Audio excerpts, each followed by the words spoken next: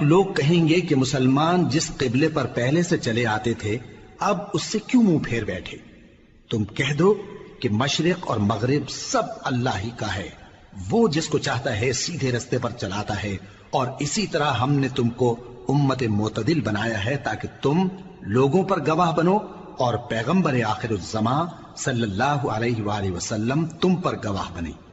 اور جس قبلے پر تم پہلے تھے اس کو ہم نے اس لیے مقرر کیا تھا کہ معلوم کریں کہ کون ہمارے پیغمبر کا تابع رہتا ہے اور کون الٹے پاؤں پھر جاتا ہے۔ اور یہ بات یعنی تحویل قبلہ لوگوں کو گراں معلوم ہوئی، مگر جن کو اللہ نے ہدایت بخشی ہے وہ اسے گراں نہیں سمجھتے، اور اللہ ایسا نہیں کہ تمہارے ایمان کو یوں ہی ضائع کر دے۔ اللہ تو لوگوں پر بڑا مہربان ہے، صاحب رحمت ہے۔ اے پیغمبر صلی اللہ علیہ وآلہ وسلم، ہم تمہارا آسمان کی طرف منہ اٹھانا دیکھ رہے ہیں، سو ہم تم کو اسی قبلے کی طرف جس کو تم پسند کرتے ہو منہ کرنے کا حکم دیں گے۔ تو اپنا منہ مسجد حرام یعنی خانہ کعبہ کی طرف پھیر لو، اور تم لوگ جہاں ہوا کرو نماز پڑھنے کے وقت اسی مسجد کی طرف منہ کر لیا کرو۔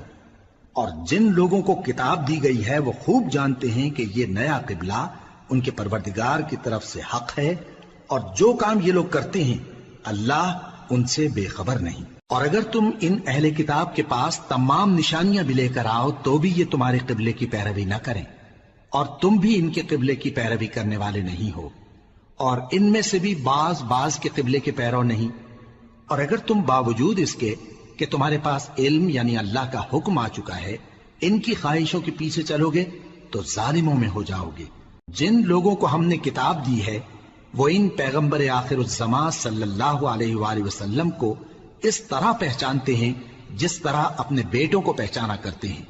مگر ایک فریق ان میں سے سچی بات کو جان بوجھ کر چھپا رہا ہے۔ اے پیغمبر صلی اللہ علیہ وآلہ وسلم،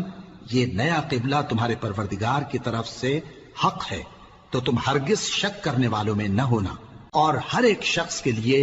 ایک سمت مقرر ہے جدھر وہ عبادت کے وقت منہ کیا کرتا ہے، تو تم نیکیوں میں سبقت حاصل کرو۔ تم جہاں ہوگے اللہ تم سب کو جمع کرے گا،